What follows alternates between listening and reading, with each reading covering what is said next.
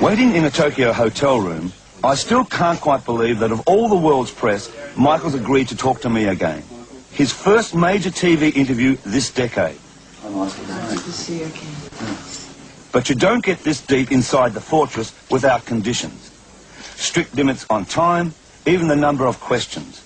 I took Michael back to our interview all those years ago. You had a lot of aspirations at that time, a lot of dreams. Would it be fair to say that a lot of those dreams over the last 10 years, because it was in 1977 that interview, have come true for you? Most of my dreams seem to come true, and I'm so thankful that they do. I don't know over what period of time, but I have lots of dreams, and they usually come true, and I'm so glad. I dance a lot anyway. I've always loved to dance.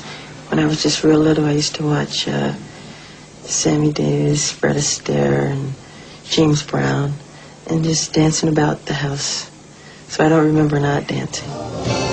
Much of it is true. Ask the question, and you meet Michael's manager, cigar-smoking Frank DeLeo.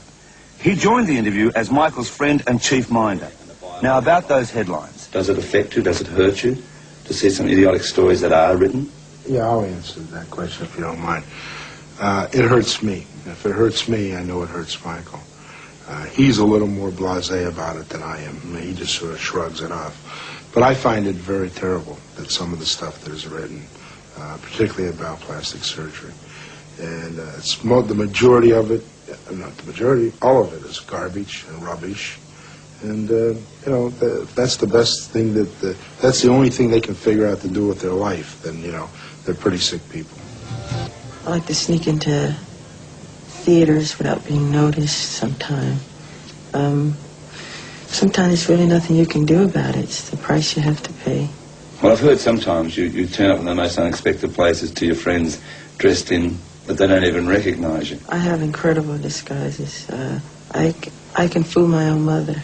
And I enjoy doing it because I get to see life the way it really is sometimes, which is fun. But when Michael does step out as himself, it's an event. While in Tokyo, we were lucky enough to catch a rare glimpse of Michael's home video, showing a Jackson shopping spree. Together with a few select friends, Michael has a huge department store to himself.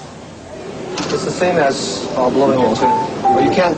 It's not the same as. Can you get any sound out of it?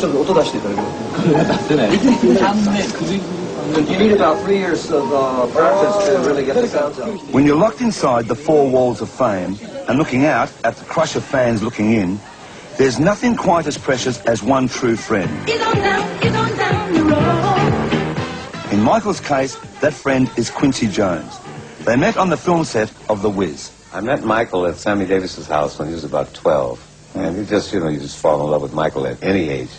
And The Wiz was when we really connected.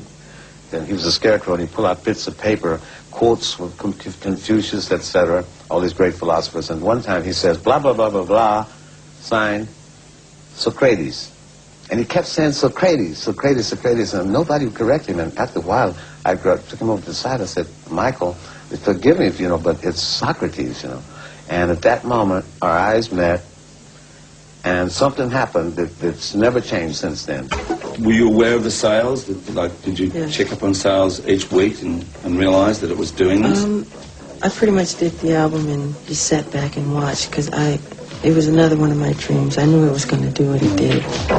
Did that amuse you that people were, or did it flatter you that people were trying to do your dance steps? And I always loved watching that, especially the children when they wear all the gear and everything and imitate me. I think it's fun. It's done in good taste. It's fun. The spotlight has made him music's first billionaire. All that at 29. He's like a laser beam all the time. He always does his homework. I've never ever seen him nervous about anything. I called him just before he went on this show. This is his first solo tour ever. I said, "You nervous?" He said, "No, I can't wait to get on stage tonight." Yeah, I love children and animals and Quincy and Frank. Quincy. And that's what's so wonderful about traveling. I get to see all the cultures and people and the children. It's wonderful. It's my greatest inspiration, I would say. It was that sense of humanity. I said I wanted to be something like an anthem, where it would affect the whole world, you know, where everybody could sing it and have such melodic simplicity to it, where a 5-year-old child could sing it and like it, that type of thing.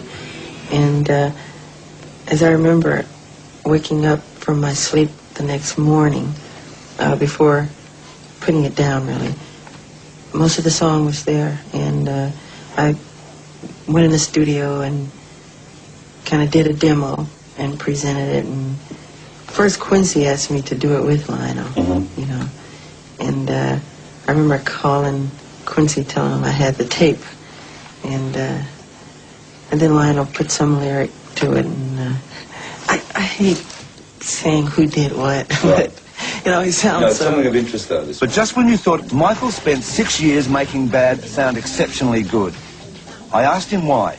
Well, boy, that's a hard question. Well, first of all, you wrote 9 of the songs on this album. Yeah, it's just a series of collecting songs and writing songs in my mind over a period of years or whatever. And it's hard to say how one creates music because it's hard for me to take credit. I feel it's more spiritual and heavenly than I can't take credit for it, really. Wow. If you're given one wish now, what would you like? One wish? Yeah. If I was going to say the fairy godmother, but I won't say that. If I could give you a wish, is there anything you wish for? There's so many I have, but one of them, one of the main ones, would be as simple as making the whole world happy and world peace, and that is part of the reason why I do what I do. I like living this way.